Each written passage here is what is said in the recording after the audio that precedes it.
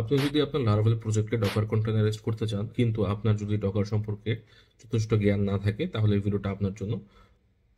লারাভেলের একটা প্যাকেজ আছে সেল, এর মাধ্যমে আমরা খুব সহজে ডকার সম্পর্কে খুব অভিজ্ঞ না হয়ে খুব সহজেই আমরা লারাভেলের যে কোনো প্রজেক্টকে ডকার কন্টেনারাইজ করে ফেলতে পারি, যদি আপনার প্রজেক্টটা লারাভেল 8 বা তার থেকে আপগ্রেডেড হয়।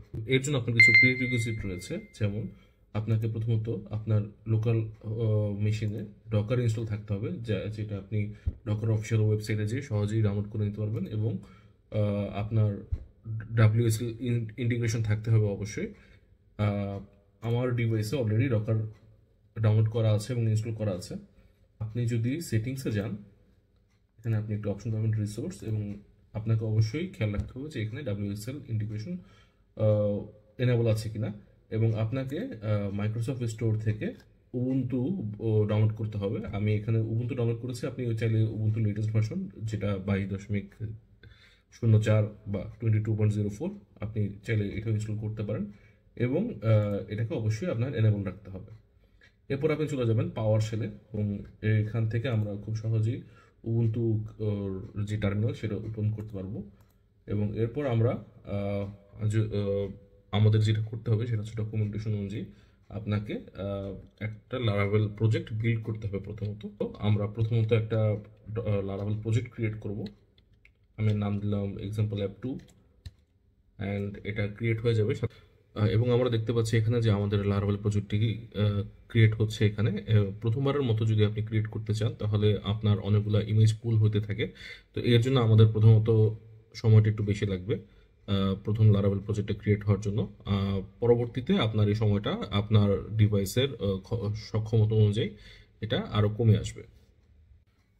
এবং আপনার বিল্ড শেষে আপনার প্রজেক্টটা যখন ক্রিয়েট হয়ে যাবে, তখন আপনাকে যেটা করতে হবে, তখন আপনাকে হচ্ছে আপনার প্রজেক্টের ভেতরে যেতে হবে প্রথমে, এবং আপনাকে যে কমান্ড দিতে হবে সেটা হচ্ছে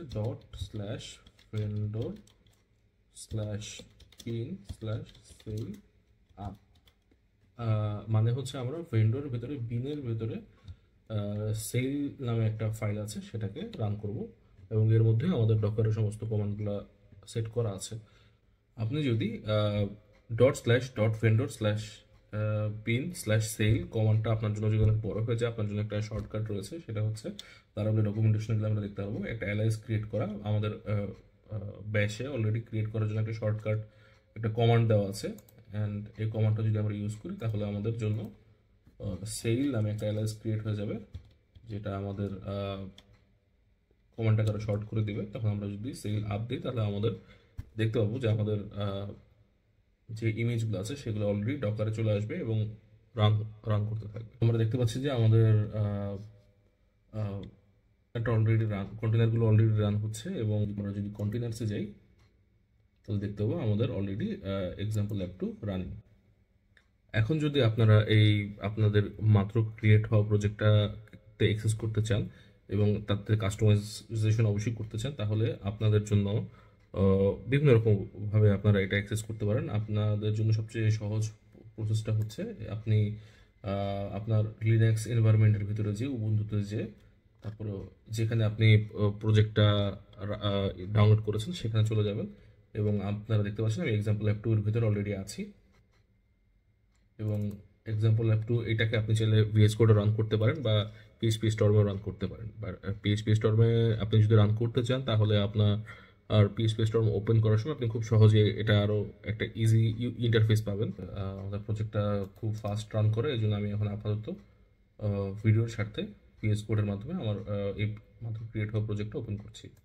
ফয়লা, আপনি আপনার প্রজেক্টটা এখন দেখতে পাবেন, এখানে দেখতে পাবেন docker-compose.yml নামে অলরেডি একটা ফাইল ক্রিয়েট হয়ে গেছে। আপনার আপাতত docker-compose.yml ফাইলটিকে অ্যাক্সেস করতে হবে না, বা কোনো রকম কাস্টমাইজেশনের প্রয়োজন নেই। আপনি আপনার প্রয়োজন মতো এনভায়রনমেন্টে কোন পোর্টে আপনি রান করতে চান, এবং হচ্ছে আপনার ডাটাবেজের ইনফরমেশন সব কিছু আপনি সহজে এখানে দিয়ে আপনার প্রজেক্টটাকে অ্যাক্সেস করতে পারেন।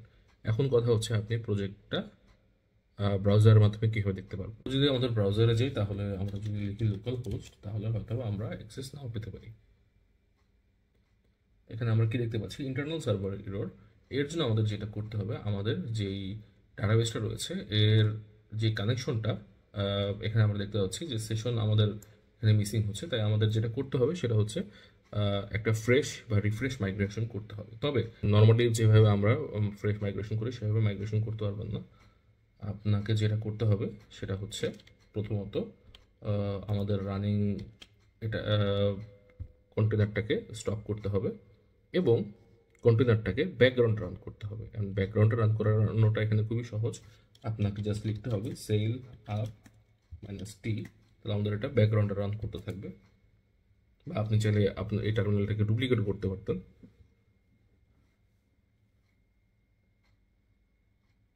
এবং আমাদের নর্মালি আমরা ডাটাবেস মাইগ্রেশনের সময় যে কমান্ডটা লিখি পিএইচপি আর্টিসান মাইগ্রেট রিফ্রেশ বা ফ্রেশ, সেখানে পিএইচপির জায়গায় আমাকে লিখতে হবে সেল আর্টিসান মাইগ্রেট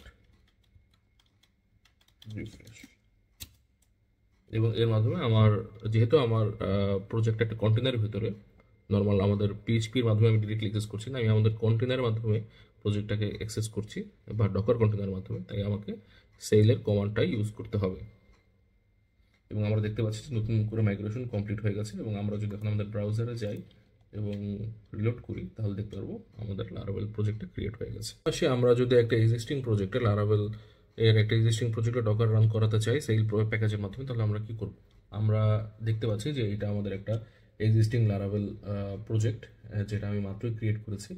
এবং আমরা যদি লারাভেল সেলের ডকুমেন্টেশনে যাই তাহলে দেখতে পাবো আমাদের একটা প্যাকেজ ইনস্টল করতে হবে, composer equal Laravel sail -tef। আমাদেরকে টার্মিনাল ওপেন করতে হবে এবং এই টার্মিনালে যেয়ে এই কমান্ডটা রান করে ফেলতে হবে।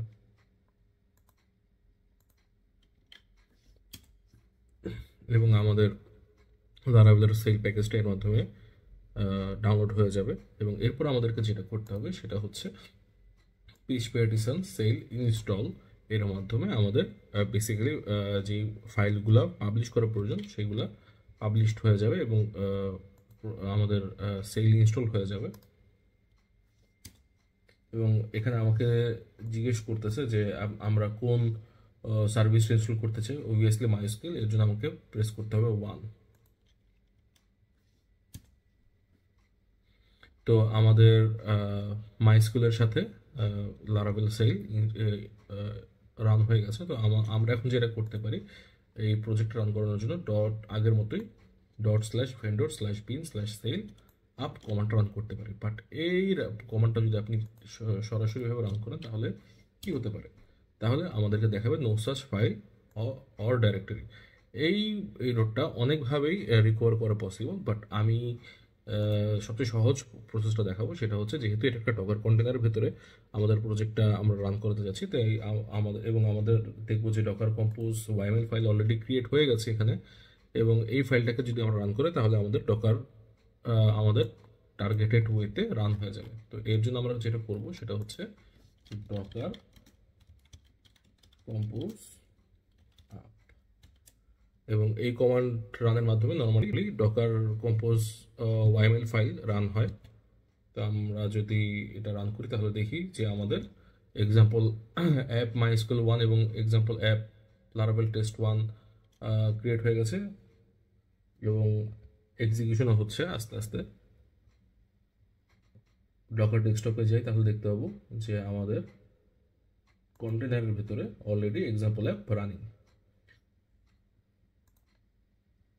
তো আমরা এখন অপেক্ষা করছি আমাদের লারাভেল প্রজেক্টটা ফাইনালাইজড হওয়ার জন্য ডকার কন্টেনারের ভিতরে। এবং আমরা দেখতে পাচ্ছি যে অলরেডি আমাদের লোকাল হোস্টে প্রজেক্টটা রান হয়ে গেছে। আমরা যদি এখন আমাদের লোকাল হোস্টে যাই তাহলে আমরা কি দেখতে পাবো?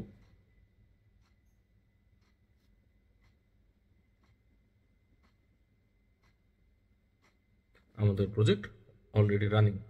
ধন্যবাদ সবাইকে সাথে থাকার জন্য। এবং এই ভিডিওতে যদি আপনাদের কোনো কিছু ভালো লেগে থাকে তাহলে লাইক করবেন এবং আপনাদের যদি কোনো প্রশ্ন থাকে অবশ্যই সেটা কমেন্টের মাধ্যমে জানাবেন। ধন্যবাদ।